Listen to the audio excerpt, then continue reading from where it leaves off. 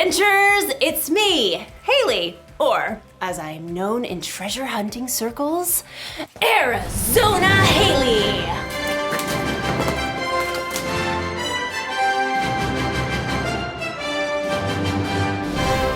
Or just Haley is fine. That's also fine. Today, we're hunting for treasure. Not just any treasure, mind you. The treasure of wisdom. Wisdom is finding out what you should do and doing it. Now, you may be thinking, wisdom doesn't sound like much of a treasure, but treasure can come in all shapes and sizes. Like this piece of pottery. It doesn't look like much, but if you look closer, closest, there. If I had to guess, I'd say this artifact is probably a few thousand years old. Phoenician, probably. These markings suggest that this pot could be of Carthaginian origin. Some archaeologists had to travel a long way to find this fragment.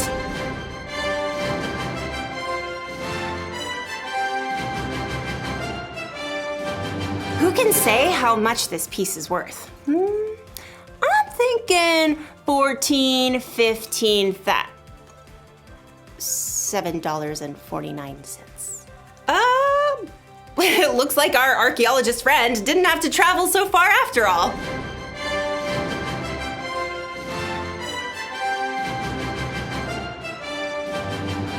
You see, you can find treasure anywhere. You can find it halfway across the world. Or you can find it at Frank's Pottery Emporium. Wisdom can be like that. For some wisdom, you may have to dig really deep or travel really far. But other times, like in today's story, wisdom is closer than you think.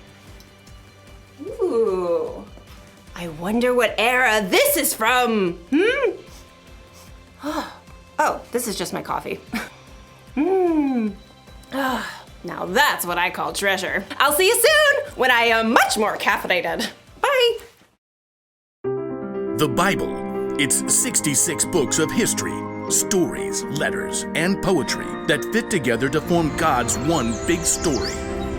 The epic adventure of how He created us and loves us so much that He made a way to rescue us. As we travel through the Bible, from Genesis to Revelation, we discover people who met God and found their lives changed forever. Now, for an amazing story, inspired by the book of Luke, chapter 2, verses 41 through 52. When God sent His very own Son, Jesus, to earth, angels shouted the good news. Fear not, I bring you good news of great joy. Shepherds and wise men journeyed to visit Jesus, and later, Mary and Joseph hurried to Egypt with their young son to keep him safe from King Herod. But Jesus wasn't always a baby or a young child. We don't know much about his early years, but he had to learn to walk and talk just like every other child. Mama. He probably learned from Joseph how to hammer nails and smooth pieces of wood for tables and wheels. We do know one very important story from the time Jesus was a boy. One of Jesus' followers, Luke, wrote it down many years later. He begins, every year Jesus' parents went to Jerusalem for the Passover feast. And when Jesus was 12 years old, they went up to the feast as usual. Lentils, water skins, extra sandal straps. Jesus, run and tell your father we're packed and ready to leave. Yes, Mother. The trip from their home in Nazareth to Jerusalem took several days. Friends and family traveled together. Jesus likely spent the day with his cousins and friends, finding his parents at dinner time. I brought sticks for the fire. I'll start this stew. We should reach Jerusalem by noon tomorrow. We don't know what Jesus thought or felt when he saw the city of Jerusalem perched on the rocky hillside ahead. Years later, he would enter the city to the shouts of cheering crowds. But for now, Jesus was just a boy celebrating Passover with his family. You remember where your cousins live, right? We're staying with them again. I can find it. All week, families celebrated with relatives. Together, they enjoyed the Passover feast. You, O Lord our God, have given us festival days for joy, in remembrance of the departure from Egypt. Blessed are you, O Lord our God. When the feast was over, Mary and Joseph packed and began their trip home along the crowded roads. At the end of the day, they stopped to set up camp. Jesus, can you start the cooking fire? Jesus? I thought I saw him with... No, that was before we left the city. Mary and Joseph searched through the nearby families, settling down for the evening. Have you seen Jesus? Not since he gave me the last potato pancake yesterday evening. No one's seen him. Since Jerusalem. We left him in the city. Frantic, Mary and Joseph hurried back to Jerusalem to search for their missing son. They immediately checked the home where they had been staying. Very sorry, but I haven't seen him. Mary and Joseph crisscrossed the entire city. He loved the honey cakes from that bakery. Excuse me, have you seen a 12-year-old boy about this tall? Dark brown robe. Hair kinda sticks out over his ears. Yes, like that. Sorry, haven't seen him. They may have checked the swimming hole or the stables, but Jesus was nowhere to be found. So Mary and Joseph paced the streets at wit's end. He's just never gone off like this. I don't think he's here. We've searched the whole city. Everywhere except... As Mary and Joseph turned the corner, high white walls rose ahead of them. The temple! We'll check the courtyard. Just in case. The courtyard was filled with visitors still in the city for Passover.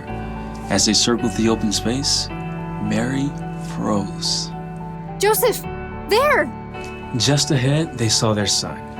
Jesus was sitting with a group of teachers, listening and asking questions. Teacher, isn't it always right to be kind, even if it means giving money to a beggar on the Sabbath? The teachers nodded in agreement and amazement, but Mary and Joseph rushed forward.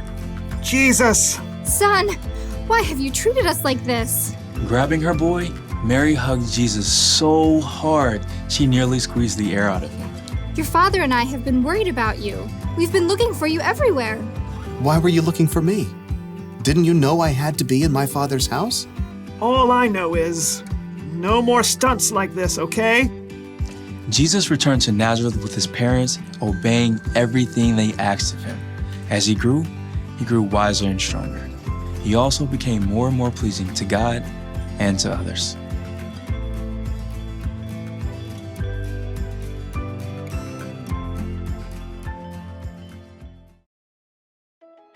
You want to know why wisdom is such a treasure? Because we have so many choices to make in our lives. Wisdom can help us know what to do and when to do it, what to say and how to say it, where to go, who to hang out with, all the choices. Wisdom is a very valuable treasure. So, where do we find wisdom? When Mary and Joseph were searching all over for Jesus, they found him in the temple asking questions and listening to wisdom from the teachers. So maybe we can search for wisdom from our church leaders.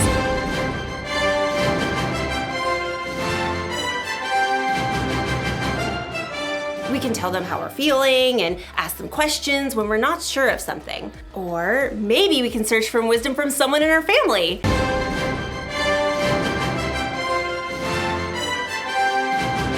Your family probably knows you better than anyone, and they can help you make tough decisions in a way that no one else can. And there's another place that we can search for wisdom.